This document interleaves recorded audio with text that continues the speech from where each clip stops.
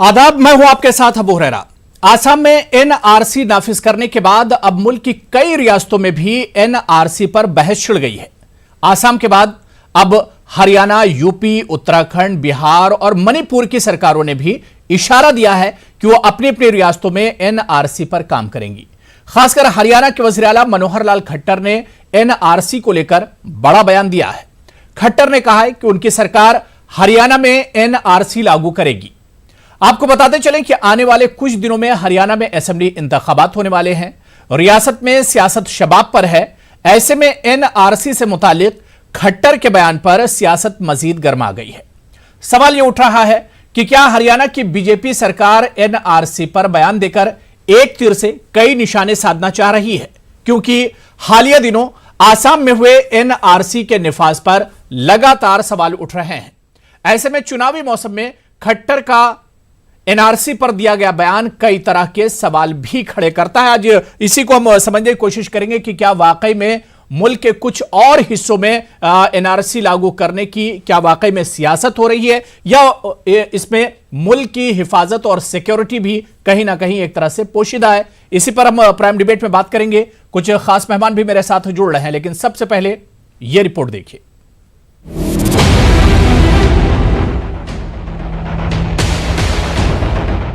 अभी आसाम में एनआरसी पर बहस ठंडी भी नहीं हुई है कि मुल्क की दूसरी रियासतों में इस पर बात छिड़ गई है। हरियाणा, यूपी, बिहार और महाराष्ट्र की सरकारों ने इशारा दिया है कि वो अपनी अपनी रियासतों में एनआरसी पर काम करेंगी। हरियाणा के वज़ीर आला मनोहर लाल खट्टर ने ऐलान किया है कि इनकी सरकार हरियाणा में भी एनआरसी लागू करेगी। इसके अलावा एक लॉ कमीशन भी तश्कील दिया जाएगा और एक आजाद महकमा भी कायम किया जाएगा ताकि दानिश्वरों की खिदमत हासिल की जा सके। क्योंकि आने वाले दिनों में हरियाणा में असेंबली इंतखाबात होने वाले हैं, इसलिए खट्टर के बयान को सियासत से जोड़कर देखा जा रहा है। हमने भी कहा है कि हरियाणा में हम एनआरसी को लागू करेंगे और इसमें भी हम बालाजी का सहयोग चाहेंगे कि उसमें किस प्रकार से लागू किया जा सके। बुद्धिजीवी वर्ग में एक चर्चा थी कि देश में बड़ी घुसपैठ हुई है, तो उस घुसपैठ से अगर बचना है तो मैं समझता हूं कि एनआरसी जो उन्होंने अपने राज्यों में लागू किया है बहुत अच्छा किया है। हम भी अपने मंत्रिमंडल के साथ बैठ करके इसके बारे में विचार करेंगे। अगर आवश्यकता महसूस हुई तो राज्य में उसको लागू किया जाएगा। इससे पहले यूपी में भी एनआरसी नाफिज करने की बातें होती रही हैं। कुछ रोज कबल मेरठ असेंबली सीट से बीजेपी रुकने असेंबली सत्यप्रकाश अग्रवाल ने उत्तर प्रदेश में आसाम से ज्यादा गैर कानूनी मुहाजिरों के होने का दावा करते हुए वजीर दाखिला अमित शाह को खत लिखकर यूपी में एनआरसी नाफिज करने का मुतालबा किया था। अब यूपी के वजीर आला योगी आदित्यनाथ ने भी इशारा दिया है कि अगर जरूरत पड़ी तो आसाम की तरह यूपी में भी एनआरसी लागू किया जाएगा। खैर, एनआरसी को लेकर आसाम का तजुर्बा सबके सामने है, जहां खुद सरकार के अपने लोग ही एनआरसी से खुश नहीं हैं।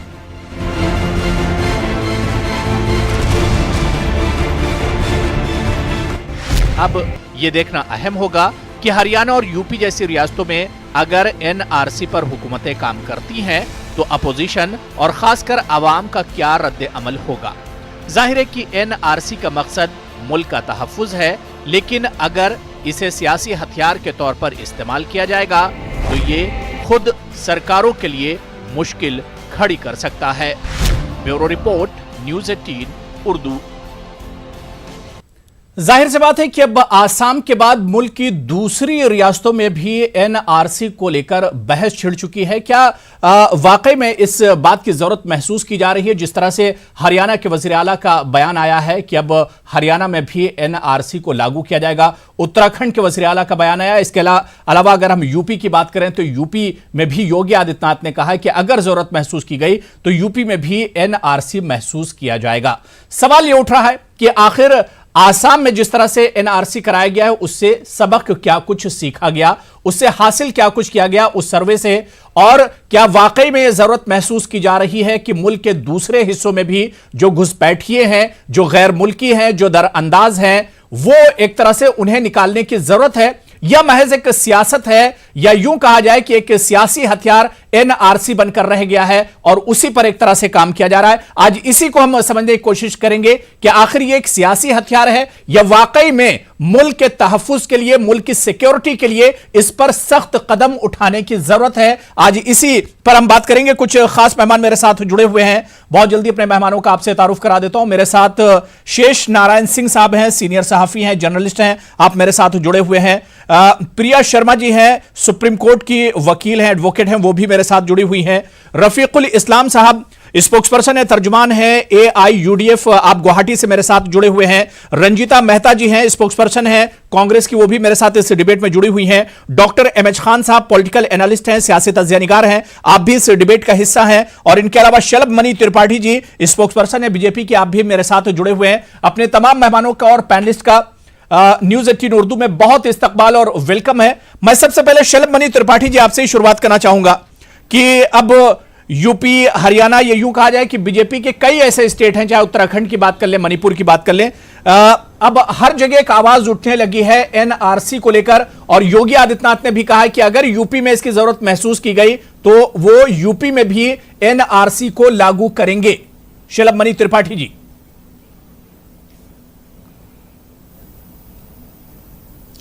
देखिए, मैं आपको एक छोटा सा उदाहरण देता हूं। उत्तर प्रदेश में जब माननीय योगी आदित्यनाथ जी ने सत्ता की कमान संभाली थी तो उस वक्त राशन कार्डों को लेकर बहुत शिकायतें थी और बहुत जगहों से ये बात आती थी कि जो गरीब हैं, जो वाकई पात्र हैं, जो निर्धन हैं, उन तक राशन नहीं पहुंचता। सरकार ने उसकी विस्तृत जांच के आदेश दिए और ये पाया कि बहुत बड़ी संख्या में ऐसे लोगों को राशन कार्ड मिला हुआ है, ऐसे लोगों तक राशन पहुंच रहा है जो दरअसल उसके पात्र ही नहीं है, जो हमारे नागरिक ही नहीं है। और कहीं ना कहीं सरकारी सिस्टम में जो भ्रष्टाचार था, सरकारी सिस्टम में जो गड़बड़ियां थी, जो खामियां थी, उसकी बदौलत ऐसे लोग, हमारे जो नागरिक हैं, जिनको उसका अधिकार मिलना चाहिए, वंचित समाज के लोग, शोषित समाज के लोग, पिछड़े समाज के लोग, दलित समाज के लोग, जिन तक ये पहुंचना चाहिए निर्धन लोगों तक, उन तक न पहुंच के तमाम ऐसे घुसपैठियों तक पहुंच रहा है कि जिनको तो भारत में रहने का अधिकार नहीं है। और मुझे ये बताते हुए आज गर्व होता है कि 2 साल शलभ मणि जी, सरकार को पता है कि जो लोग हमारे नहीं हैं, मतलब जो घुसपैठिए हैं, जो दरअंदाज हैं, वो एक तरह से फायदा उठा रहे हैं और वो रह रहे हैं। उसके बाद भी योगी जी कह रहे हैं कि अगर जरूरत पड़ी तो कदम उठाएंगे। उठ पर तो कदम उठाना चाहिए, सामने आना चाहिए उन्हें। नहीं, वो आपको अगर सुनाई, देखिए मैंने कहा ना, कदम उठाए जा चुके हैं। अगर आपको समझ में आया होगा, उस अगर का मतलब अगर मगर नहीं होता है। और जो लोग ये कहते हैं सियासत है, वो धारा 370 को लेकर भी कहते थे कि भाजपा सियासत कर रही है। आज जब 370 हटा दिए तो छाती पीटते घूम रहे हैं, पाकिस्तान की भाषा बोलते घूम रहे हैं। जब हमने कहा था ट्रिपल तलाक हटाएंगे, तब भी कुछ लोगों ने कहा था कि भाजपा सियासत कर रही है। जब ट्रिपल तलाक हटा दिया तो छाती पीटते घूम रहे हैं। एनआरसी भी जब कहा था कि असम में लागू करेंगे, तब भी कुछ लोगों ने कहा था कि आप सियासत कर रहे हैं। अब जब एनआरसी लागू हो गया तो छाती पीटते घूम रहे हैं। आप देखिए, योगी आदित्यनाथ जी ने कहा है 1000 करोड़ रुपए 2 साल में बचाया गया इन घुसपैठियों के खिलाफ कार्रवाई करके। क्या वाकई में यूपी में एनआरसी की जरूरत है? जिस तरह से शलभ मणि त्रिपाठी ने कहा कि एक बड़ी तादाद घुसपैठियों की है जो एक तरह से फायदा उठाते हैं सरकार की जो स्कीमें होती हैं, और इसके अलावा एक तरह से दरअंदाजी करके वो यूपी में रह रहे हैं। कितनी सच्चाई है इस बयान में?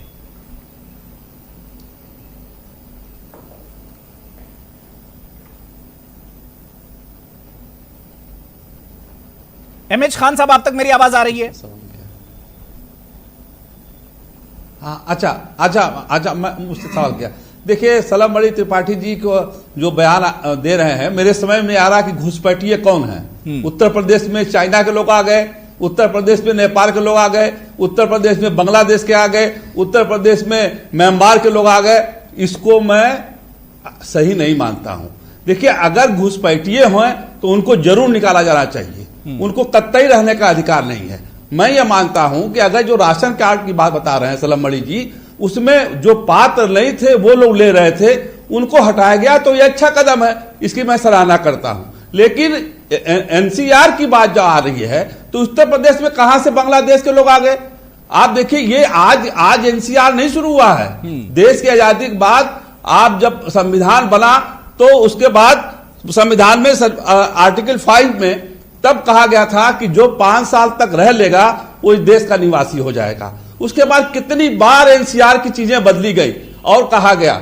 और अब मेरे समझ में नहीं आता है, आसाम में अगर ये बात आ रही है तो समझ में आती है कि आसाम का बॉर्डर लगता है बांग्लादेश का, आसाम का बॉर्डर लगता है नेपाल का। बाबू राजेंद्र प्रसाद जी थे, जब आसाम गए तब उन्होंने कहा, अपने बिहारी भाइयों से कहा कि देखो यहाँ बहुत जॉब है, यहाँ काम करने के लिए आओ, यहाँ नौकरी करो, यहाँ मजदूरी करो और यहीं रहो। तो उसके बाद से कुछ जब देश आजाद हुआ तो आसाम से बहुत से जमींदार लोग जो बांग्लादेश में चले गए, वो बांग्लादेश में भी रहते थे और यहाँ आकर के अपना कारोबार भी करते थे। तो उनके माध्यम से उनके लोग घुसपैठिए बने। मैं इसका समर्थन करता हूं कि जो बाहर के लोग हैं उनके बाहर के मुल्कों से बात करनी चाहिए। म्यांमार के लोग हैं तो म्यांमार के सरकार से बात करना चाहिए। बिल्कुल बांग्लादेश के हैं तो बांग्लादेश सिक्योरिटी से जुड़ा हुआ मसला है, इस पर सियासत नहीं होनी चाहिए। शेष नारायण सिंह जी, मैं सर आपके पास आना चाहूंगा कि क्या लगता है कि अगर वाकई में इतनी बड़ी तादाद में यूपी में घुसपैठिए मौजूद हैं, घुसपैठिए, तो उस पर तो सरकार को फौरन कार्रवाई करनी चाहिए, सरकार को एक्शन में आना चाहिए, जिस तरह से शलभमणि त्रिपाठी बता रहे हैं।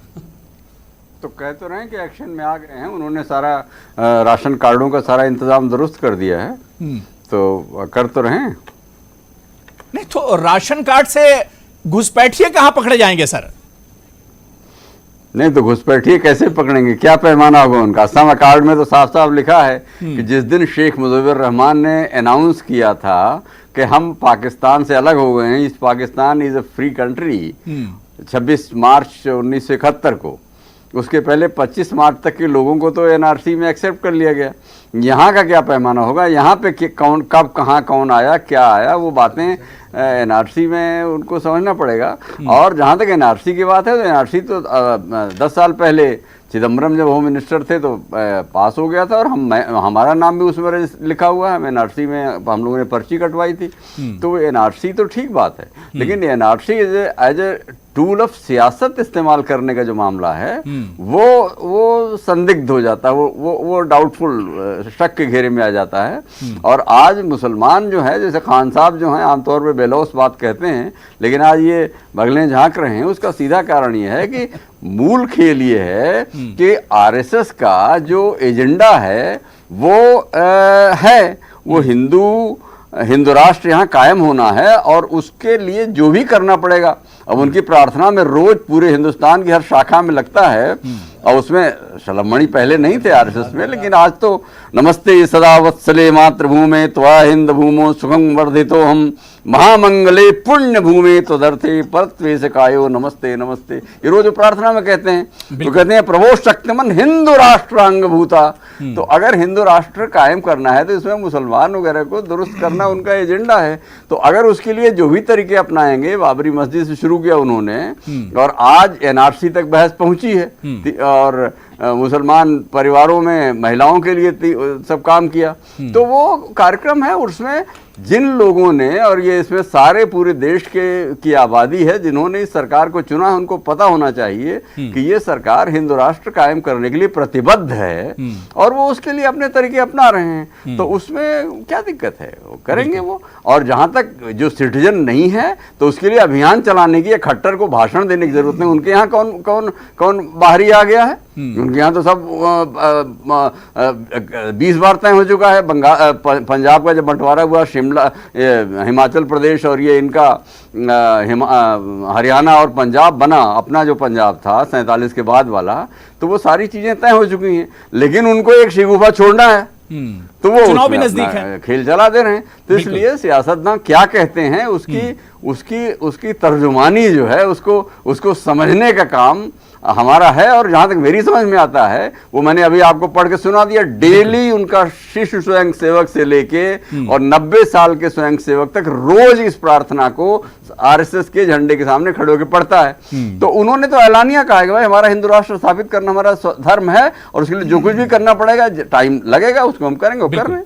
बिल्कुल जाहिर सी बात है कि नियत अगर साफ है तो उस पर सियासत क्यों की जा रही। मैं रंजीता मेहता जी आपके पास आना चाहूंगा। रंजीता जी, मैंने देखा कि बीजेपी जितनी भी गवर्नमेंट या जितनी भी स्टेट हैं जहां से आवाज उठी कि वहां पर आसाम के बाद एनआरसी पर काम किया जाएगा, चाहे वो उत्तराखंड हो, चाहे हरियाणा हो, चाहे यूपी हो, चाहे मणिपुर हो, सब बीजेपी की सरकारें हैं यहां पर। आखिर कांग्रेस को इससे दिक्कत क्या है?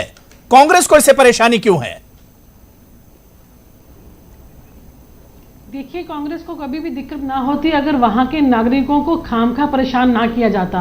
अगर असम में इतना बड़ा एजिटेशन हुआ, अकॉर्ड हुआ, वहां पे लोगों ने इस चीज की डिमांड उठाई, तो 2013 में सुप्रीम कोर्ट के ऑर्डर के बाद इसको लागू किया गया और 5 साल पूरे लग गए इसको पूरा करने के लिए। आज ये मेरे को खट्टर साहब बता दें कि हरियाणा के अंदर कौन सा ऐसा एजिटेशन हुआ है, कौन से ऐसे घुसपैठिए, कौन से ऐसे बांग्लादेशी, कौन से ऐसे बाहर के लोग आकर बसे हैं जिसकी वजह से उनको यहाँ पे ये जरूरत महसूस हो रही है। तो कहीं ना कहीं मुझे ये लग रहा है कि जिन वोटर्स की हमें जरूरत है उनको हम यहाँ पे रखें और जिन वोटर्स की हमें जरूरत नहीं है उनको हम आतंकवादी बनाकर यहाँ से बाहर भेज दें। तो कहीं ना कहीं ये वोटों की सियासत है जिसको जब भी जहां भी चुनाव होते हैं जो बीजेपी गवर्नमेंट है उसको बुलाने की कोशिश करती है।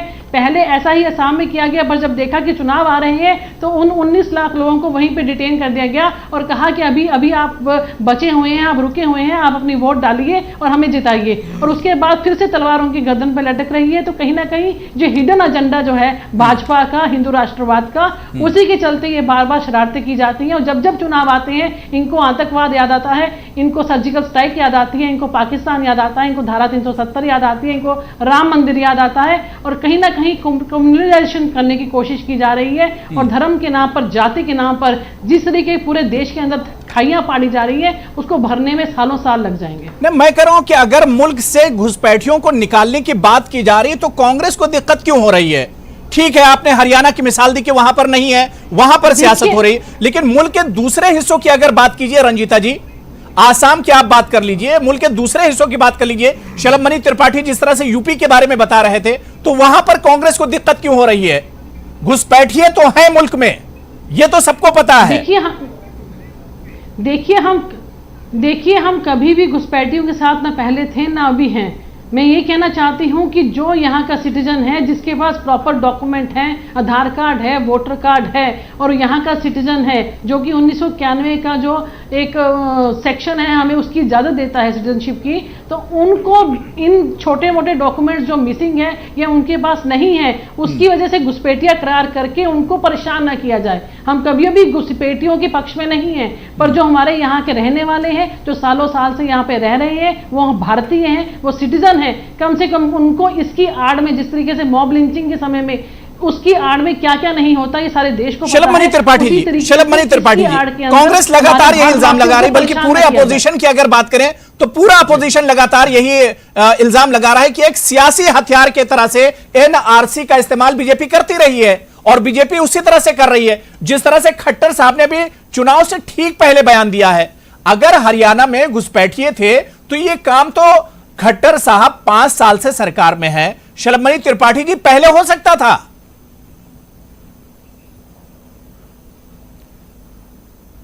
आपने सबसे सवाल उठवाए हैं तो मैं उम्मीद करता हूं थोड़ा मुझे वक्त देंगे आप अपना जवाब देने का।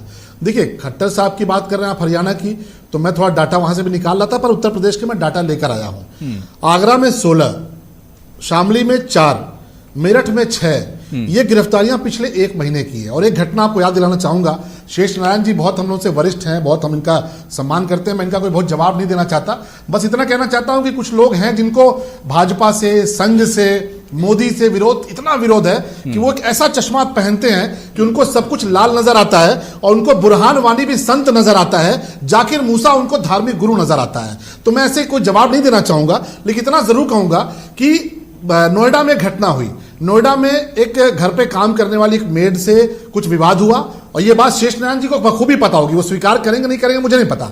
और उस घटना के बाद, बिल्कुल 2017 की बात है, बिल्कुल योगी आदित्यनाथ जी मुख्यमंत्री हुए थे और उसी के दौरान अचानक ढेर सारे हजारों लोग इकट्ठा हुए और उन लोगों ने पूरे अपार्टमेंट पे जबरदस्त पत्थरबाजी की, जबरदस्त गुंडागर्दी की। जब पुलिस वहां पर पहुंची और 150 लोग अरेस्ट किए गए तो यह पता चला कि वो 150 के 150 लोग बांग्लादेशी थे, जिनको पिछली अखिलेश जी की सरकार में आधार कार्ड भी बन गया था, पैन कार्ड भी बन गया था। ऐसे 150 लोग एक दिन गिरफ्तार किए गए नोएडा में। और 2017 में उसी के बाद से एडीजी लॉ एंड ऑर्डर थे आनंद कुमार, उन्होंने बाकायदा एक ऑर्डर जारी किया कि जितने बांग्लादेशी उनकी शिनाख्त की जाए, उनकी धरपकड़ की जाए। उसको लेकर कुछ लोगों ने बहुत विवाद भी खड़ा किया। तब यह बताया गया कि साहब नोएडा में घटना हुई है, ऐसी घटनाएं और भी हो रही हैं। और नोएडा कौन सा इलाका है? जो एनसीआर का इलाका है, जो हरियाणा से सटा हुआ इलाका है, ये सभी को पता है। तो बड़े पैमाने पर उत्तर प्रदेश में पिछले 2 सालों के दौरान सैकड़ों गिरफ्तारियां हुई हैं। आपका ये जवाब बिल्कुल वाजिब है शलभमणि त्रिपाठी जी। सवाल सिर्फ ये उठ रहा है कि चुनाव से ठीक पहले ही क्यों याद है इस इशू की? चुनाव से ठीक पहले क्यों याद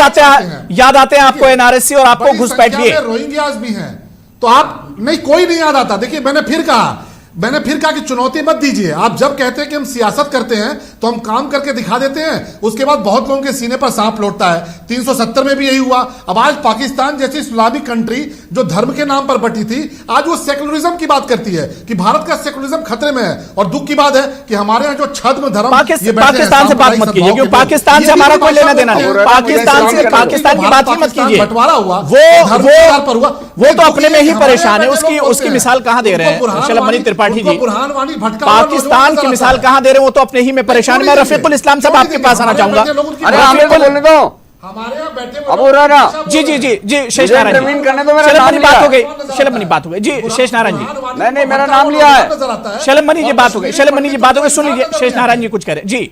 शेष नारायण जी एक मिनट, मेरा नाम लिया है तो जाहिर है मुझे इंटरवीन करने का हक है। Right to rebut. Zakir Musa और बुरहान वानी को खुदा ये मानते होंगे, मैं उनको देशद्रोही, उनको टेररिस्ट, उनको बहुत घटिया इंसान मानता हूं। बिल्कुल।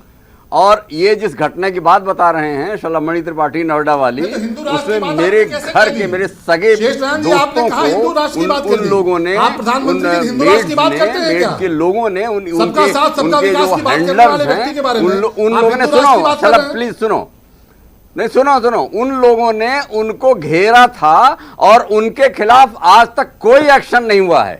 और हम लोगों ने बाकायदा इस खबर को चलाया था, हमने इंटरवीन किया था और हमने कहा था कि ये सब बांग्लादेशी हैं और ये इन सोसाइटीज में सेक्टर 72-76 में ये यहाँ पे बदमाशी करते हैं, इनके खिलाफ एक्शन लीजिए। इन लोगों ने कोई एक्शन नहीं लिया। तो इसलिए हमको ये मत बताओ कि हम किसी को संत मानते हैं। हम तो योगी आदित्यनाथ को ही सबसे बड़ा संत मानते हैं और हमें मानते हैं कि कम से कम उत्तर प्रदेश में एक ऐसा मुख्यमंत्री है जो भ्रष्ट नहीं है, जो चोरकटाई नहीं करता, लेकिन आपका सिस्टम उनको काम नहीं करने दे रहा है। ये जो बांग्लादेशी यहां थे, अभी 4 दिन पहले हमारे घर के पीछे बांग्लादेशियों ने एक आदमी को घेर के उसको अपमानित किया और हम लोगों ने 8 पत्रकारों ने मेंशन किया, कहीं कोई जिक्र नहीं है। तो आप कृपया ये मुझे मत बताइए कि कौन मुझे धर्मात्मा लगता है। मैं आप में सबसे ज्यादा हिंदू हूं, हिंदू धर्म को जानता हूं, हिंदू धर्म का सम्मान करता हूं और किसी भी दुश्मन को अपना हमदर्द नहीं मानता। इसलिए कृपया मेरे ऊपर आरोप न लगाएं। और अगर आपको मेरे साथ शलभ मणि त्रिपाठी जी जो बात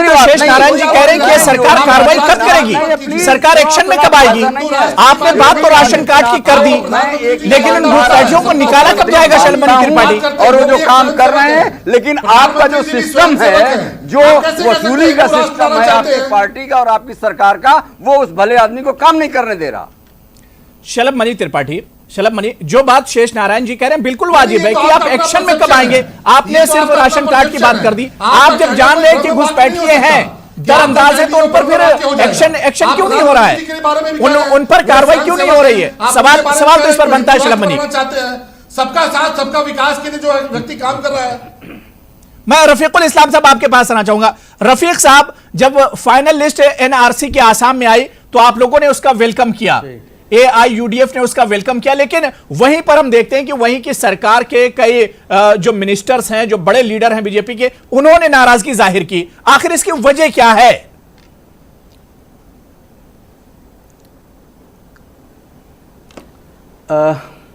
देखिए, सुप्रीम कोर्ट के सुपरविजन में 5 साल में 52,000 सरकारी एम्प्लॉयज इसमें लगे रहे और किसी पब्लिक ने नहीं किया इस काम को, किसी पॉलिटिकल पार्टी ने नहीं किया। आसाम सरकार के जो एम्प्लॉयज़ है, स्टेट कोऑर्डिनेटर से लेकर DC, 33 जिले के DC, ADCs, circle officer, college teachers और टीचर्स, इंजीनियर्स वगैरह, ये सब लग के 5 साल तक 52,000 एम्प्लॉयज इसको काम किया।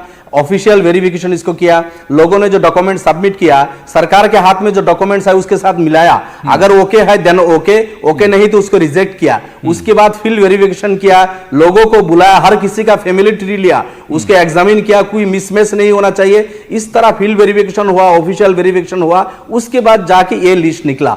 ठीक है, 3 करोड़ 11 लाख लोगों का, इसमें गलती में किसी 2-4 लोगों का या किसी का नाम अगर उसमें गलत आदमी का है, वो भी अभी निकालने का प्रोविजन है, होगा। लेकिन मसला इसको फिर भी बीजेपी इसको रिजेक्ट कर रही है। लेकिन बीजेपी में दो तरह की बात है। यहाँ स्टेट गवर्नमेंट के जो बीजेपी के जो स्टेट प्रेसिडेंट है रंजीत दास, वो इसका विरोध कर रहे हैं। वो बोल रहे हैं ये कागज का टुकड़ा है, इसको हम बातिल करेंगे, इसके अगेंस्ट में हम बिल लाएंगे। यहाँ का जो फाइनेंस मिनिस्टर है हेमंत बिश्व शर्मा, वो इसके विरोध में बोल रहे हैं। कई एमएलए बीजेपी के विरोध में बोल रहे हैं। वही जो आपके फॉरेन मिनिस्टर की स्पोक्समैन है, दिल्ली में बैठ के उन्होंने कहा साइंटिफिक तरीके से ये काम हुआ है, सच हुआ, अच्छा हुआ है, इसको वो एक्सेप्ट करते हैं। तो इस तरह के बीजेपी में दो तरह की बात है। हमारा स्टैंड क्लियर है, एक भी विदेशी का नाम इसमें नहीं होना चाहिए। ठीक है, जिन लोगों का नाम आ गया ओके, इतना ठीक है, लेकिन अभी हम फुल मुतमईन नहीं है। इसलिए मुतमईन नहीं है, अभी जो 19 लाख लोगों का नाम बाहर है, उसमें लाखों आदमी ऐसे हैं, 1 लाख नहीं कई लाख लोग ऐसे हैं जो हमारे पास आ रहा है, कांटेक्ट में है, हम देख रहे हैं, उनके पास जेन्युइन डॉक्यूमेंट्स है। वही डॉक्यूमेंट जो मेरे पास है उनके पास भी है। 100 साल पुराना डॉक्यूमेंट्स होने के बावजूद उनका नाम नहीं आया। यहाँ के आदिवासी का नाम नहीं आया। फखरुद्दीन अली अहमद साहब जो राष्ट्रपति थे, उनके फैमिली का नाम नहीं आया। आसाम असेंबली के 1937 में जो डेप्यूटी स्पीकर थे, उनके फैमिली के 13 लोगों का नाम नहीं आया। इस तरह के अमीरुद्दीन साहब उनका नाम था, उनके जाहिर सी बात है, कई ऐसे नाम इस सर्वे में आए, कई ऐसे नाम आए जिन्होंने मुल्क के लिए लड़ाई भी लड़ी, लेकिन उनके फैमिली का नाम नहीं। किसी लड़के का नाम है तो उनके पेरेंट्स का नाम नहीं, पेरेंट्स का नाम है तो उनके घर वालों का नाम नहीं। जाहिर सी बात है कि सर्वे पर सवाल तो कहीं ना कहीं उठते ही है। खामियां हैं, खामियां है इस सर्वे में। मैं प्रिया शर्मा जी आपके पास आना चाहूंगा। प्रिया शर्मा जी, मैंने देखा कि एक लंबा प्रोसेस आसाम में चला जिसमें खुद सुप्रीम कोर्ट को एक तरह से इंटरफेयर करना पड़ा। अब बात की तरफ आपको ये जो त्रिपाठी साहब नहीं, मैं रफीक साहब आ रहा हूं, मैंने बहुत टाइम दे दिया, मैं आ रहा हूं, मैं दोबारा से आ रहा हूं। प्रिया जी बहुत देर से वेट करें, मैं आ रहा हूं। प्लीज नहीं, देखिए मैं जस्ट आधा मिनट त्रिपाठी साहब के जवाब में एक बात बोलने दीजिए। उन्होंने बोला यूपी में लाखों आदमी का नाम काट दिया रेशन कार्ड से। अरे भाई, अगर वो विदेशी है उसको आप डिटेन क्यों नहीं किया? जो घुसपैठी है, विदेशी है, हमारे मुल्क के लिए थ्रेट है। अगर आपको पता चल गया कि विदेशी है, घुसपैठी है, रेशन कार्ड से उनका नाम आपने काटा, कितने लोगों को आपने डिटेन किया, कितनों को आपने अरेस्ट किया विदेशी के नाम? आप इसमें एक चीज बताइए, अगर आरटीआई लगा दीजिए, आपको सारी रिपोर्ट मिल बोलो ना। ये हिंदू मुसलमान के नाम से अगर इसमें थोड़े लोगों का नाम अगर कितने भी अपील मैं रफीकुल इस्लाम में आपके सवाल का मैं जवाब दूंगा, लेकिन अभी प्रिया शर्मा बहुत देर से वेट करें। प्रिया शर्मा, मैंने देखा कि एक लंबा प्रोसेस आसाम में चला और सुप्रीम कोर्ट को भी इंटरफेयर करना पड़ा। अब जब मुल्क के अलग अलग जो स्टेट हैं वहां पर भी एक आवाज उठने लगी है, ये सरकारें भी कहने लगी कि वो अपने यहां, चाहे हरियाणा हो, मणिपुर हो या उत्तराखंड, उन्होंने कहा कि हम अपने यहां भी एनआरसी लागू करेंगे। कानूनी पहलू की अगर हम बात करें, क्या कुछ कानूनी पहलू है? देखिए, इस चीज में जो एनआरसी अभी असम में सिर्फ लागू हुई है और जो बाकी जो स्टेट्स कह रही हैं कि उसमें हम लागू करेंगे, वो बिल्कुल सही है। सब जगह पे इम्प्लीमेंट होना चाहिए। क्यों होना चाहिए? उसको सबको ग्राउंड लेवल से देखना चाहिए। किसी को इसको सियासी रंग में उसमें नहीं देखना चाहिए कि एक कास्ट को लेके, एक समुदाय को लेकर हम देख रहे हैं कि इन लोगों के साथ गलत हो रहा है या उसके साथ गलत हो रहा है। इस तरीके से बिल्कुल नहीं देखना चाहिए। उल्टा ये देखना चाहिए, पूरे देश के बारे में सोचना चाहिए कि हमारे देश की पॉपुलेशन कहां जा रही है। अगर कोई डाटा इकट्ठा हो रहा है, उसमें पता चल रहा है कि बाहर के लोग घुसपैठी अगर अंदर आ रहे हैं, हमारे देश में आ रहे हैं, तो उन्हीं को निकालने के लिए तो प्रोसेस हुआ है जो सुप्रीम कोर्ट की निगरानी में हुआ है। अगर सुप्रीम कोर्ट की निगरानी में सब कुछ हुआ, अगर वो कह रहे हैं कि कई लोग उसमें उनका नाम नहीं आया, तो उसमें भी तो अपील करने का 120 डेज का टाइम दिया हुआ है। वो वहां जाके अपने डॉक्यूमेंट दिखा सकते हैं और बोल सकते हैं। लेकिन सबको इस चीज में एकजुट होके बोलना चाहिए और साथ में आना चाहिए। किस लिए? आप अपने देश की पॉपुलेशन देखिए जो पूरे विश्व में दूसरे नंबर पर जा रही है, और हमारे देश में हमें ही नहीं पता कि हमारे देश की जो पूरा डाटा हमारे पास है ही नहीं है, वो पूरा इकट्ठा कर ही नहीं पा रहे हैं। क्यों? क्योंकि पूरा है ही नहीं है। क्योंकि पूरा बाहर के लोग जो हैं वो यहाँ पर आके रह रहे हैं और वो यहाँ पे आके बस गए हैं। उसी को निकालने के लिए जो पूरा प्रोसेस हुआ है, उसी के लिए ही सारा ये गवर्नमेंट ने किया, जो सुप्रीम कोर्ट ने इंटरफेयर किया है, उस वजह से ही किया गया। और ये इसको अगर आप ग्राउंड लेवल पे देखेंगे, ये सारी स्टेट्स के लिए सबसे अच्छा है। क्यों? क्योंकि इससे क्या हो गया, जो भी गवर्नमेंट्स अपनी स्कीम्स लेके आ रही है लोगों की भलाई के लिए, वो सबको मिलेंगी। वो ये नहीं है देश के लोगों को मिलेगी, देश सरकारों की तो कमियां रही हैं, चाहे वो यूपीए की सरकार हो चाहे एनडीए की सरकार हो, सरकारों की कमियां रही, वरना इतनी बड़ी तादाद में घुसपैठिए हमारे मुल्क में रहे, यह सवाल खड़ा करता है। आप इसमें सिर्फ ये मत देखिए कि ये भाजपा की कमी है या कांग्रेस की कमी है। सबको एकजुट होकर इसमें साथ होना चाहिए।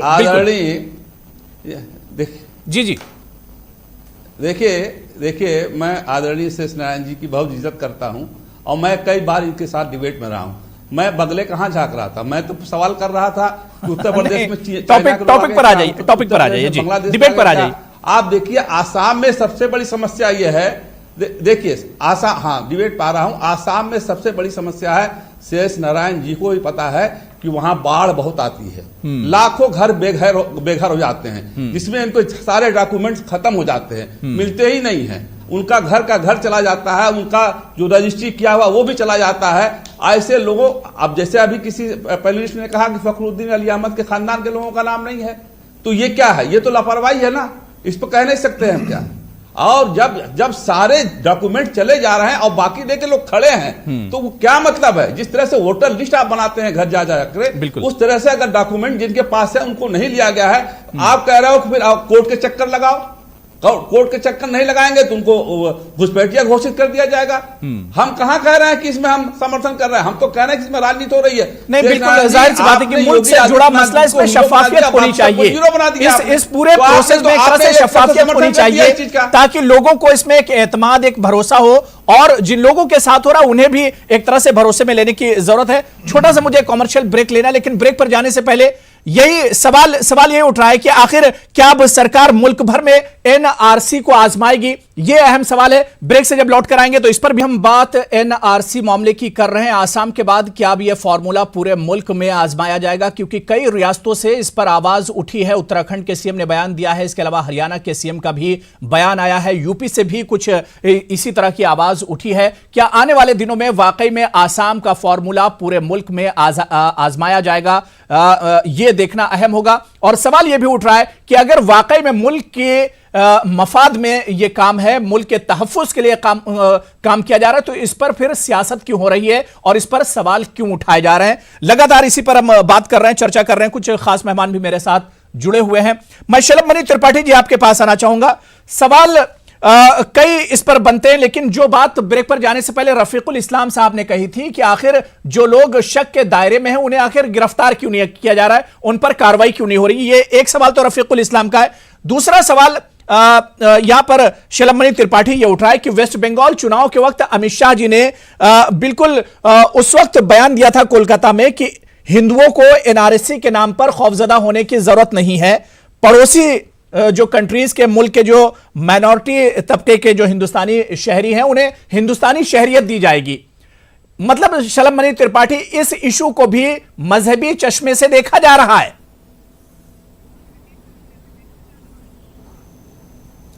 नहीं, कोई मजहबी चश्मे से देखने की बात नहीं। पहले बात तो मैं आपके पहले सवाल का जवाब दे दूं।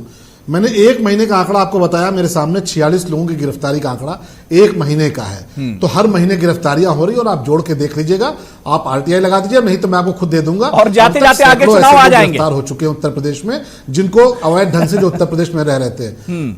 सुनिए, आप बात सुन लीजिए पहले। दूसरी बात, मुझे आपके इस सवाल पे बड़ी अजीब सी बात लगी। आपने एक बात कहा कि अगर वाकई में ये फैसला देश के हित में है, कि आपको नहीं लगता कि घुसपैठिए होते हैं? अगर आपको वाकई और आपको अगर मगर लग रहा है तो मुझे बड़ी हैरानी होती है। हमारे गृह मंत्री ने जो बात कही थी, गृह मंत्री श्री अमित शाह जी ने, अगर वो भाषण आपने सुना हो तो आपको या किसी को भी भ्रम पालने की आवश्यकता नहीं है। ये वही गृह मंत्री हैं जिन्होंने 370 1 मिनट के अंदर खत्म कर दिया और पूरे कश्मीर में कोई घटना नहीं हुई, पूरी तौर पर शांति रही। तो अगर गृह मंत्री जी ने कहा था तो निश्चित तौर पर यह पूरे देश में व्यवस्था और जहां भी जरूरत होगी उसको हम लागू करेंगे। दूसरी बात, देखिए शलभ मणि त्रिपाठी को सुन रहा था, मैं जानना चाहता हूं जाहिर सी बात है, बारे में क्या कहना चाहती हैं? कश्मीर में बहुत अच्छा कदम उठाया गया, 370 हटाया, बहुत अच्छा कदम उठाया गया। लेकिन सरकार अगर अपनी तारीफ कर रही है तो आज 45 दिन हो गए, लोग वहां पर परेशान है। सरकार कामयाब कहां हुई?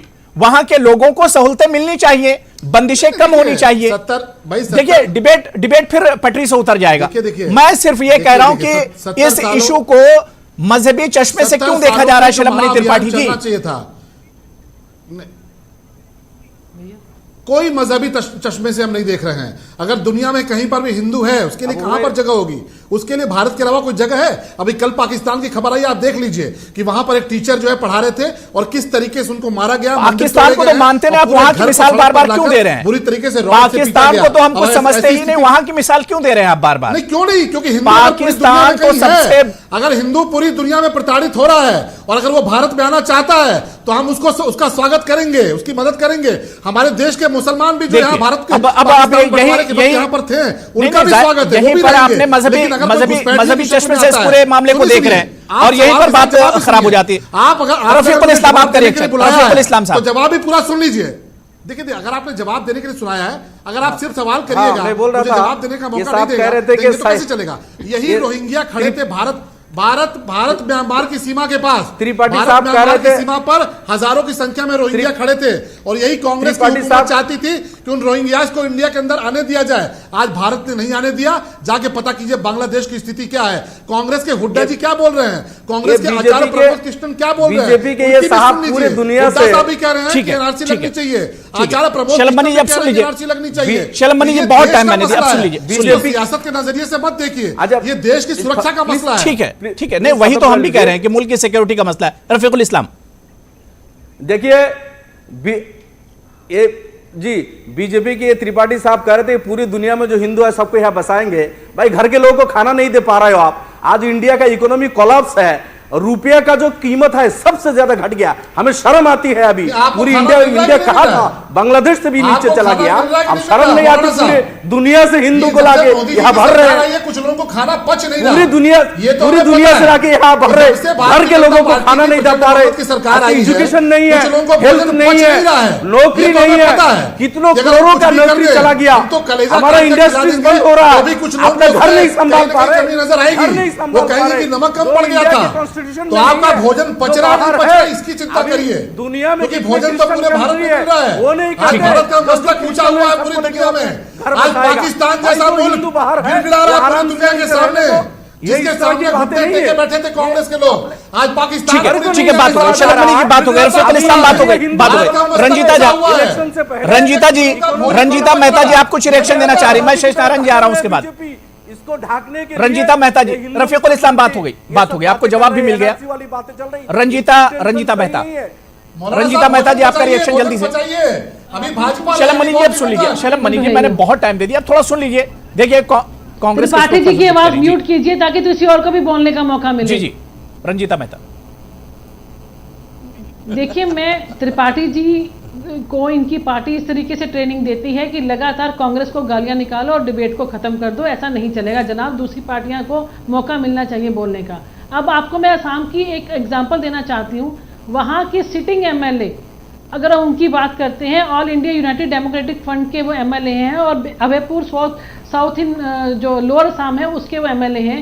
उनका स्वयं का नाम उस लिस्ट के अंदर नहीं है, तो क्या वो भी घुसपैठी हैं? वहां के लोकल काफी हिंदू बंगालीज हैं। नहीं, हमारे साथ जो पैनल में बैठे हुए हैं रफीकुल इस्लाम साहब के घर वालों का नाम भी लिस्ट में नहीं है। जो हमारे साथ पैनल में रफीकुल इस्लाम साहब, मैं आपको यही कहना चाहती हूँ, तो ये उसका लाइसेंस भाजपा से लेना पड़ेगा कि कौन से घुसपैठी हैं और कौन से यहाँ के रेजिडेंट हैं। मैं यही कहना चाहती हूँ कि इसकी आड़ में जो भाजपा अपना हिंदू षड्यंत्र चलाती है, उसकी आड़ में जो लोगों को प्रताड़ित किया जाता है, उसके लिए भाजपा को क्यों बख्शा जाए? मैं ये जानना चाहती हूँ कि बार बार जब भी चुनाव आते हैं, जब भी ऐसे मुद्दे आते हैं, नफरत क्यों बहन जी आपको? बहन भाई साहब, मैं खुद हिंदू हूँ, मैं ब्राह्मण परिवार से हूँ, मैं मेहता हूँ, पर मैं आपकी तरह नफरत क्यों है? पूरे आप राम सेतु को काल्पनिक बताते हैं, आप प्रभु राम को काल्पनिक बताते हैं, आप ये कहते हैं राम सेतु तोड़ देना चाहिए, आप हिंदू महिलाओं को गुर्खे बनाकर टीवी पर बयान दिलवाते हैं और जहर घोलते हैं, वो हमारी कांग्रेस पार्टी को नहीं आता। हम सच्ची बिरादरी को साथ लेके चलने वाले पार्टी है। हमारी पार्टी का इतिहास है, जब 1947 में हमारा हिंदुस्तान आजाद हुआ था, तब आपकी भाजपा और आपका आरएसएस कहां पे था? तब आपका राष्ट्रवाद कहां पे था? आपको प्रॉपर ट्रेनिंग दी जाती है कि जितनी देर वो बैठो, राष्ट्रवाद के नाम पर गालियां निकालो, कांग्रेस को गालियां निकालो, जनाब आपका ये छगमवाद नहीं चलेगा। आप इनके बाद म्यूट कीजिए, परमानेंट ये बोलते हैं और किसी को बोलने नहीं देते, जब ये बोलते हैं तो कोई बीच में नहीं बोलता। ठीक है, ये पूछना चाहती हूँ, क्या दोनों की बात हो गई। शलम मनी जी सुन लीजिए थोड़ा सा, शलम मनी जी सुन लीजिए। लगातार आपको ट्रेनिंग दी जाती है। रंजीता जी आपकी बात हो गई, मैं शेष नारायण जी के पास जाना चाहूंगा। बात हो गई, दोनों लोगों की बात हो गई, मैंने दोनों को टाइम दिया। शलम मनी अब सुन लीजिए, दूसरे लोग भी डिबेट में हैं, बैठे हुए हैं, और आप करेंगे तो हमें भी बोलना आता है।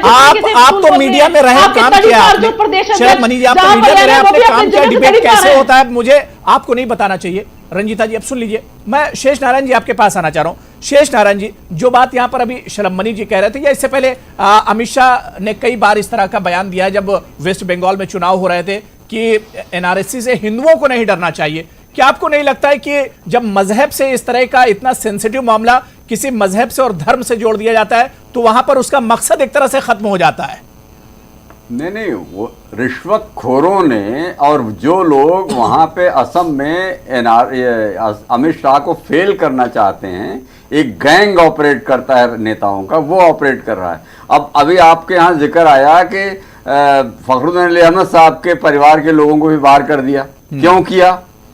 फखरुद्दीन अली अहमद साहब आज़ादी की लड़ाई के सिपाही हैं। और आपको मैं बता दूं, एक जिक्र है कि साहब जब उनकी शादी देखने के लिए लोग गए तो पूछा भाई लड़का क्या करता है, तो उनके चचा ने कहा कि भाई लड़का फिलहाल तो जेल में है। तो वो आज़ादी की लड़ाई के सिपाही थे और उनके परिवार को सिस्टम ने, घूसखोरों ने बाहर कर दिया।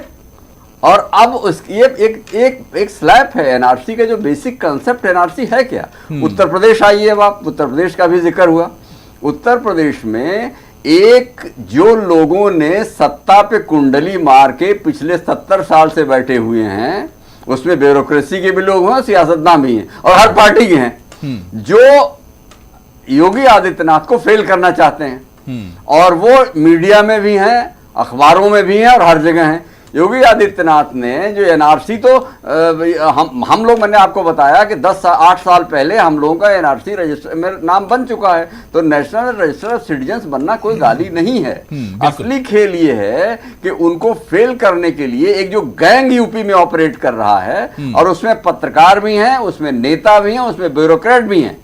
और आज जो लोग आइडेंटिफाइड हैं, अभी बताया गया बीजेपी की तरफ से कि साहब वहां पे इन लोगों को गिरफ्तार किया। अरे भाई, यहाँ पे हजारों लोग ऐसे हैं जो आइडेंटिफाइड हैं, और आपको मालूम है सबके नाम, किसी का रामचंद्र, किसी का दशरथ, किसी का भरत, किसी का इसी तरह के नाम है। लड़कियों के नाम कोई कौशल्या है, तो कोई सीता है, तो कोई इस तरह के नाम है। तो इन लोगों को आपने जब आइडेंटिफाइड है, उनके राशन कार्ड आपको लगा के फर्जी हैं, तो भारत का नागरिक कहीं भी, मैं तो नोएडा के रहने वाला नहीं हूं, मैं तो यूपी, ईस्टर्न यूपी का रहने वाला हूं, लेकिन यहां मेरा राशन कार्ड है, मेरा यहां वोटर लिस्ट में नाम है, तो हम तो सिटीजन है ना। लेकिन अगर आप कहते हैं कि ये लोग गलत तरीके से राशन कार्ड, वोटर लिस्ट में नाम लिए हुए हैं, तो उनको निकालने का काम जिस ब्यूरोक्रेसी का था, उसने योगी आदित्यनाथ के मंशा को डिफीट किया है। तो योगी आदित्यनाथ को ये वार्निंग भी है कि आपके 2.5 साल उनको हो गए और एक भ्रष्टाचार का उनको प्रचार नहीं है। और जरा जाके लखनऊ में पहुंची, एक गैंग है जो कुंडली मार के सत्ता पे बैठा हुआ है, उन लोगों को उनको आइडेंटिफाई करना पड़ेगा। इसी तरह से हर तरफ एक गैंग बैठा है जो उल जलूल ऑपरेशंस कर रहा है और किसी को काम नहीं करने दे रहा है। ये एक इंपॉर्टेंट बात है। और दूसरा कि ये श्रीमान जी जो खट्टर जी हैं, उनके यहाँ कौन रह रहा है, तो आप आइडेंटिफाई करो। और पूरा अगर एनआरसी जैसे वहां बंगाल में हुआ, असम में हुआ है, कितने साल से असम में कार्ड कब हुआ था? 85 में हुआ था। और तब से आज तक सुप्रीम कोर्ट के इंटरवेंशन के बाद आज तक वहां पे पूरी ब्यूरोक्रेसी उसी में लगी रही। तो ये साजिश है। आप आइडेंटिफाइबल हैं सारे, उनको आप पकड़िए, उनको डिपोर्ट बिल्कुल जाहिर सी बात है कि अगर उनके बारे में जानने तो उन पर एक्शन नहीं हो रहा है। शलमनी त्रिपाठी जी, क्या आसाम से सबक नहीं लेना चाहिए? आसाम से लेसन नहीं लेना चाहिए? शलमनी त्रिपाठी को जो योगी आदित्यनाथ, सर शलमनी त्रिपाठी जी को जाना है अभी, तो मैं एक आखिरी कमेंट उनसे ले लेता हूं। शलमनी त्रिपाठी जी, जो बात एक तो शेष नारायण जी कह रहे हैं कि भाई एक जो गैंग इस तरह का है जो चीजों को, पूरे प्रोसेस को एक तरह से गड़बड़ कर दे रहा है, खराब कर दे रहा है, उन पर एक तो कार्रवाई होनी चाहिए और दूसरे आसाम से भी सबक लेना चाहिए। नहीं, देखिए, बिल्कुल मैंने आपसे कहा ना कि पहले दिन से कार्रवाई शुरू की है। योगी आदित्यनाथ जी ने जब से काम संभाला और नोएडा की घटना हुई, तत्काल उसके बाद से कार्रवाइयां हुई हैं और हजारों गिरफ्तारियां हुई हैं। उनको डिपोर्ट करने का भी काम चल रहा है कि उनको वापस भेजा जाए या कैसे उनके खिलाफ कार्रवाई की जाए। दूसरी बात, ये बात सही है कि ब्यूरोक्रेसी में 15 सालों तक कुछ ऐसे लोगों ने कुंडली मार के अपना काम किया। एक बड़ा तबका ऐसा है जिसको भ्रष्टाचार करने की आदत पड़ चुकी है। तो मैं आपको ये भी बताऊंगा कि उत्तर प्रदेश की पहली सरकार है जिसने 400 कर्मचारियों, अधिकारियों को बर्खास्त किया है। ये फाइलें सालों से पड़ी थी, पिछले 20 सालों से पता था कि फला अधिकारी भ्रष्टाचारी है, लेकिन उसको सेवा से बर्खास्त नहीं किया गया। योगी आदित्यनाथ जी की अगुवाई में 400 लोग बर्खास्त हुए और 350 पुलिसकर्मी उसके साथ साथ बर्खास्त हुए। तो जो भ्रष्टाचारी उनके खिलाफ भी कार्रवाई कर रहे हैं और प्रदेश में शासन व्यवस्था कैसे बेहतर है। अभी आप देखिए मुहर्रम का जो मौका बीता है, हमेशा मुहर्रम में विवाद होता था। आप उठा के देखिए 2012 से लेकर 17 में शांतिपूर्वक तरीके से पूरी कांवड़ यात्रा निकल गई, शांतिपूर्वक तरीके से मुहर्रम निकल गया। तो प्रदेश के लोग अमन चैन में विश्वास रखने वाले लोग हैं, उनको अपने नेतृत्व पर भरोसा है। मुख्यमंत्री जी अगर 24 घंटे की बिजली ईद पर दे रहे हैं तो दीपावली पर भी दे रहे हैं, होली पर भी दे रहे हैं। सबका साथ सबका विकास की नीयत से हम काम कर रहे हैं और निश्चित तौर पर जो भी कार्रवाई होगी उससे किसी को घबराने की कोई आवश्यकता नहीं है। उस पर सियासत नहीं होनी चाहिए। सियासत अगर सियासत होगी तो मामला फिर गड़बड़ हो जाएगा। को बढ़ावा दे रहे हैं, उनको जाना पड़ेगा, उनको कार्रवाई झेलनी पड़ेगी। आपके पास शलभमणि त्रिपाठी जी, आप दोबारा पूछ लीजिए, आपकी आवाज नहीं आ पाई मुझे। रंजीता जी, रंजीता मेहता जी, कुछ आप सवाल कर रही थी क्योंकि शलभमणि को जाना है, इस वजह से जल्दी सवाल कर लीजिए अगर कुछ पूछना है आपको। अभी ये 70 साल में विकास की बात कर रहे थे, सबका साथ सबका विकास। मैं यही जानना चाहती हूँ कि 70 साल में जो विकास हुआ वो सबका विकास था, तो 15% पर आकर क्यों गिर गया? अगर 70 साल में पहली बार जो है प्रधानमंत्री पद की बिक्री हुई है, ये सब जग जाहिर है। 70 साल में पहली बार लोकतंत्र का चौथा स्तंभ भी आज खतरे में है। 70 साल में पहली बार यह हुआ है कि अडानी और अंबानी की रिमोट से सरकारें चल रही है। 70 साल में पहली बार हुआ है।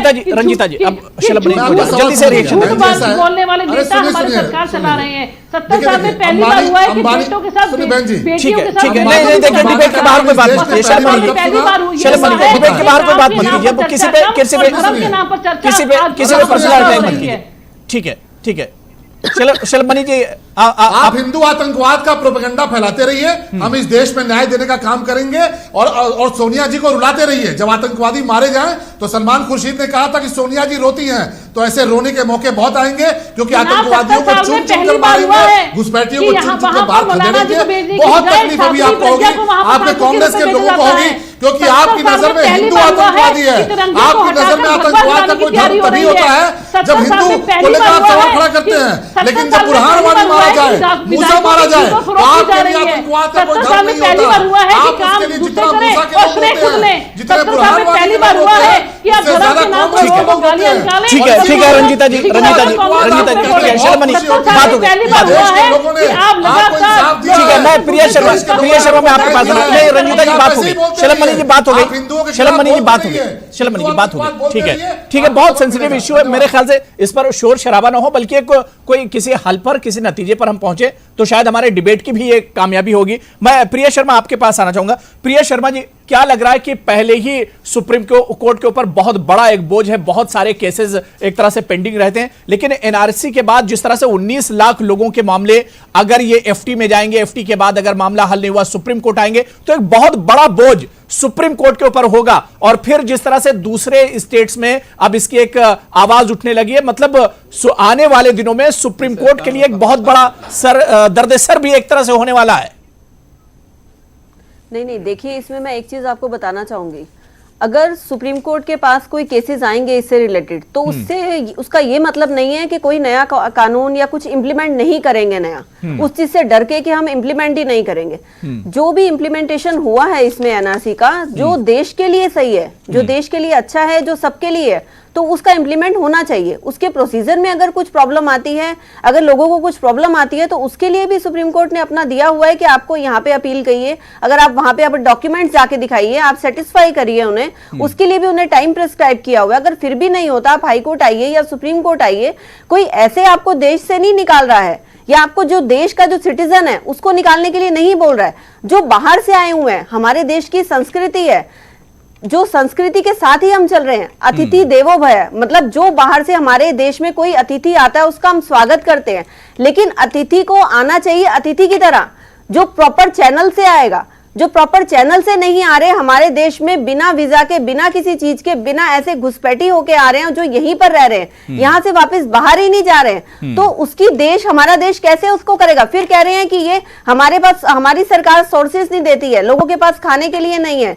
जितनी मर्जी आप डेवलपमेंट कर लीजिए, जितनी मर्जी आप कर लीजिए, लेकिन आपको वो चीज नहीं मिलेगी। क्यों? क्योंकि आपकी जनसंख्या बढ़ती जा रही है उस चीज को लेके, क्योंकि हमारे जो देश के जो अपने सिटीजन है उनको वो सारी सुविधाएं नहीं मिल रही हैं जो बाहर के लोग लेके जा रहे हैं।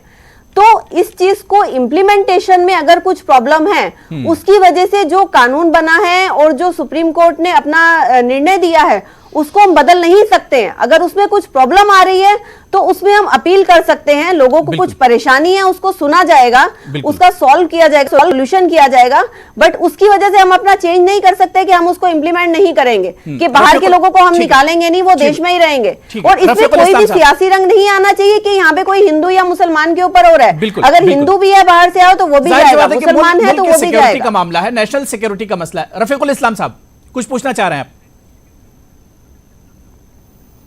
ये मैडम अभी जो कह रहे थे ठीक है कि हिंदू मुसलमान को अगर फर्क करके ना देखा जाए तब तो एनआरसी का कोई मसला नहीं है। लेकिन होम मिनिस्टर अमित शाह जी यहां आसाम में आके अभी कुछ दिन पहले बोले सिटीजनशिप अमेंडमेंट बिल लाएंगे, कैब लाएंगे, जो बांग्लादेश से यहाँ घुसपैठे आए हैं जिनका नाम बाहर है वो लाके उनको पीठ थपथपा गए कि उनको आपको डरने की कोई जरूरत नहीं है। तो पूरे हिंदुस्तान में अगर यही आपका एनआरसी का काम होगा और अमित शाह और बीजेपी सरकार का यही मंशा होगा कि हिंदू को हम सिटीजनशिप बिल लाके उनको हम एकोमोडेट करेंगे और सिर्फ मुसलमान को टारगेट बनाएंगे, ये तो इंडिया का कॉन्स्टिट्यूशन इसका इजाजत नहीं देता। धर्म के नाम से इस तरह तकसीम नहीं किया जाएगा। मैडम जो कह रही थी ठीक है, लेकिन बीजेपी की इंटेंशन ठीक नहीं है। अमित शाह जी का जो अभी ऐलान है वो बिल्कुल गलत है। इस तरह का अगर एनआरसी होगा तो कुछ नहीं होगा, सिर्फ मुसलमान को टारगेट बना के मुसलमान उस एमएच खान साहब, क्या आपको लग रहा है नहीं है ना, क्या आपको नहीं लगता कि आसाम में जिस तरह से पूरा प्रोसेस हुआ, पूरा सर्वे कराया गया, 19 लाख लोग एक तरह से इस लिस्ट से बाहर हो गए, आसाम से क्या वाकई में सबक नहीं लिया जा रहा है कि किस तरह से लोग वहां पर परेशान हुए, पूरा प्रोसेस में कितनी ज्यादा खामियां और गलतियां रही?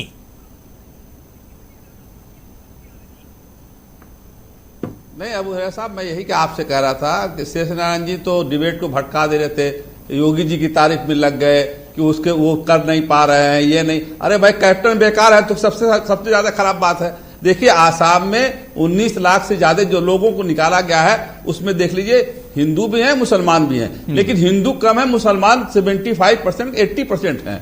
कैसे आ गए मुसलमान उसमें इतने ज्यादा? आप अगर आइडेंटिफाई नहीं कर पा रहे हैं और अगर उसको समझ नहीं पा रहे हैं, आप कोर्ट में दौड़ाना चाहते हैं, जिनके पास खाने को नहीं है वो अपना कागज पत्र लेके कोर्ट में जाए। भैया हम यहाँ के हिंदुस्तान के वासी हैं। आर्टिकल 3 में जब संविधान बना तभी कह दिया गया था कि 5 साल तक जो रहेगा हिंदुस्तान में वो हिंदुस्तानी हो जाएगा। आप क्यों नहीं कर पाए? आपका तो क्या नाम है, इंटेलिजेंस फेलियर हो गई आपकी। आप खट्टर साहब तो बिल्कुल राजनीति कर रहे हैं। हिंदुस्तान में जो महंगाई है, बेरोजगारी है, जो कत्लेआम हो रहा है, जो हिंदू मुसलमान हो रहा है, उससे दिमाग भटकाने की कोशिश हो रही है, वहां चुनाव जीतने की कोशिश हो रही है। ये कोई मसला वो नहीं है कि हाँ हम एक मुख्यमंत्री की तारीफ कर दे, वो बड़ा बहादुर है और उसके नीचे सब गधे बैठे हुए हैं तो मुख्यमंत्री फेलर हो गया, मुख्यमंत्री बेकार है। क्यों मुख्यमंत्री नहीं कंट्रोल कर पा रहा? 2.5 साल हो गया आज मुख्यमंत्री कंट्रोल क्यों नहीं कर पा रहा? भाई नहीं, ठीक है, शेष नारायण जी इसका जवाब दे रहे हैं। शेष नारायण जी जवाब दे रहे हैं। खान साहब मुख्यमंत्री है, खान साहब अपने कुंडली मार के बैठा है, क्यों नहीं हटा पा रहा अभी तक? ठीक है शेष नारायण जी, खान साहब को मौका मिला है। मैं सिर्फ ये समझना चाह रहा हूं कि अपोजिशन को आखिर इससे एतराज क्यों है? कांग्रेस या दूसरी पार्टियां, हम देखते हैं कि जब भी एनआरसी का इशू चाहे आसाम में रहो या दूसरी रियासतों में, तो अपोजिशन को बहुत एक तरह से परेशानी हो रही है, ऐसा आखिर क्यों? नहीं, खान साहब ने तो मेरी धुनाई कर दी।